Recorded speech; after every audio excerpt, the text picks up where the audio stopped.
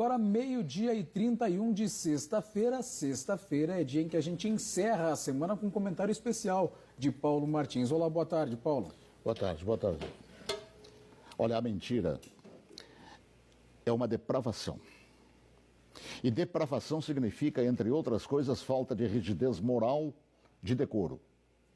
Eu digo isso em razão de estar se avizinhando uma data histórica que dissociados da verdade insistem há anos de chamar de golpe. O golpe de 31 de março, praticado por militares. Nessa afirmação, envolvendo a posição de militares, juntam outra depravação em torno do que se conhece por revolução. E explico.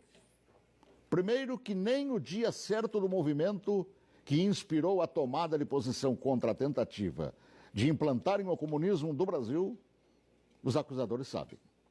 E me cabe corrigir esta falsidade, informando que não foi no dia 31 de março.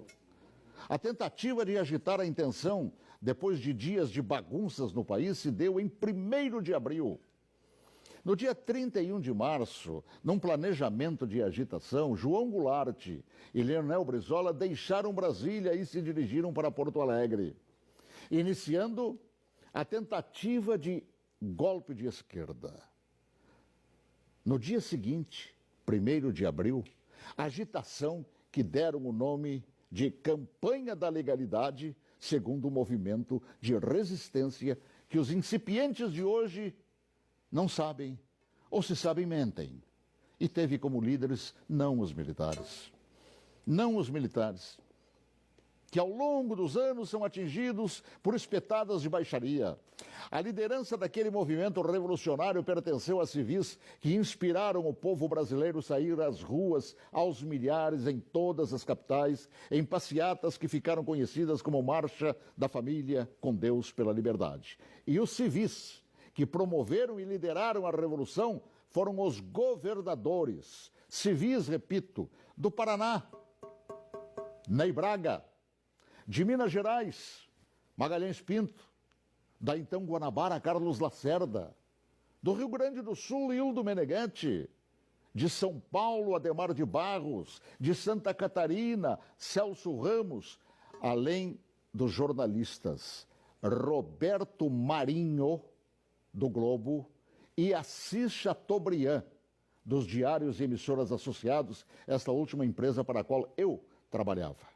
Os militares, diante da pressão desses líderes governamentais e pressão do povo nas ruas, é que, depois de Goulart e Brizola abandonarem tudo e fugirem para o Uruguai, é que, após um breve período de governo de Ranieri Mazzilli, o vice que foi empossado pelo Congresso, é que assumiram o comando da nação por ter o mesmo Congresso decretado vago o cargo de presidente. Ninguém tirou João Goulart de lá.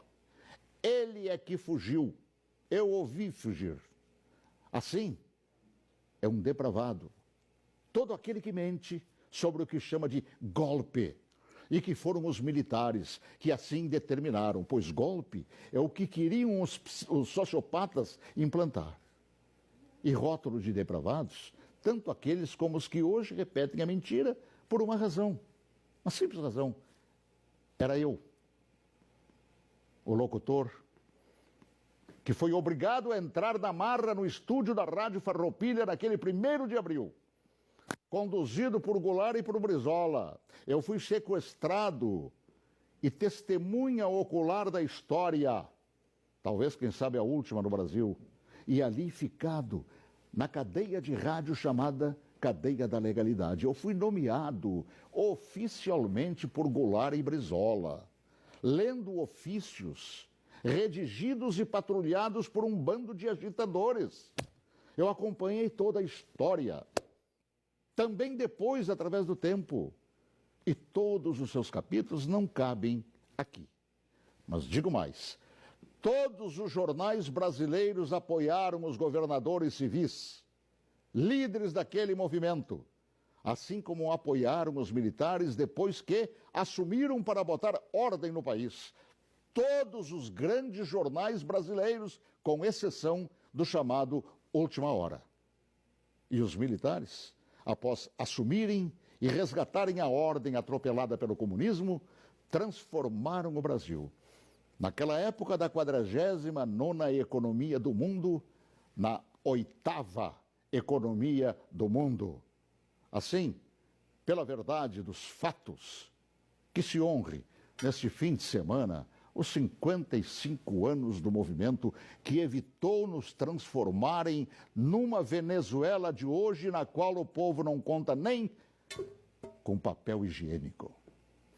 Boa tarde, se Deus quiser, até logo mais, às 18h40, com espaço de ponto de vista. Olha que eu conheço inúmeras histórias suas, Paulo Martins, mas essa eu confesso que eu desconhecia. E essa é verdade, porque eu fui testemunho ocular de tudo. A gente que estuda jornalismo tantos anos ouve falar de diários associados. Jamais imaginei, Paulo, que você estava lá testemunhando tudo isso. Estava lá, no batente, cobrindo, inclusive, isso que hoje mentem por todo o Brasil. Paulo, escreve um livro que eu quero ler.